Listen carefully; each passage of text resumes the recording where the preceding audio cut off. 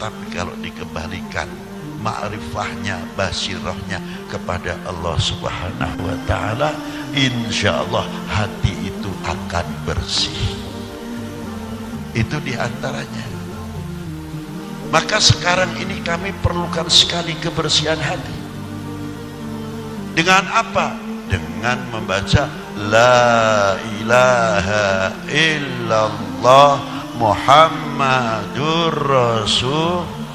Kalau kita sudah illallah, la ilaha illallah, la ilaha illallah, mata kita dhaif, terkecuali yang tidak dhaif, la ilaha illallah. Telinga kita dhaif, tambah jauh pendengarannya kurang, yang tidak memerlukan telinga tapi maha mendengar, la ilaha illallah. Mata kita pandangannya kurang, yang tidak memerlukan mata tapi maha jaya, maha melihat, la ilaha illallah. Maka luar biasa. Ini kita mulai kenal, mulai mengenal, mulai kenal. Lama-lama kita dikenal oleh Allah Subhanahu wa ta'ala. Kalau sudah kebiasaan kita merasa dilihat dan didengar oleh Allah Ta'ala, tutur kata kita, lisan kita pasti insya Allah akan terjaga, karena kita selalu melihat kebesaran Allah Subhanahu wa ta'ala. Cerminnya siapa untuk mengenal kepada Allah? Cerminnya adalah baginda Nabi Sallallahu Alaihi Wasallam, hamba Allah yang paling bertakwa. Inna akramakum indallahi atqakum. Siapa yang paling atqa? Jangan ini dijadikan dalil, mau ngelamar anaknya orang ditolak terus inna akramakum indallahi atqakum. Lucu benar.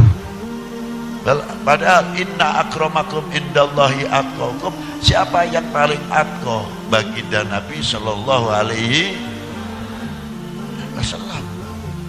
Nah, kalau kita ingin atqa, ya ittiba bin Nabi Sallallahu Alaihi Wasallam sesuai dengan ayat qul in kuntum tuhibbunallah fattabi'uni yuhbib.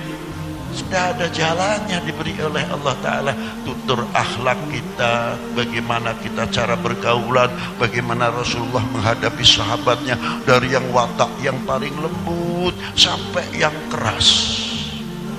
Yang baru masuk Islam baru, terkadang adat istiadatnya keras, dan Rasulullah bisa melayaninya dengan baik tanpa marah.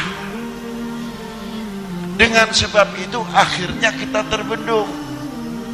Kalau kita sekarang, kalau bangsa ini kita makrifatnya kuat, basirahnya kuat, insya Allah walaupun beda pilihan, walaupun beda baju, apalagi tahun sekarang katanya tahun apa itu namanya, tahun saya khawatir kalau tahun politik itu. Apa kekhawatiran kita? Oknum politik bisa saja menghalalkan segala, itu namanya politik, tapi oknum loh.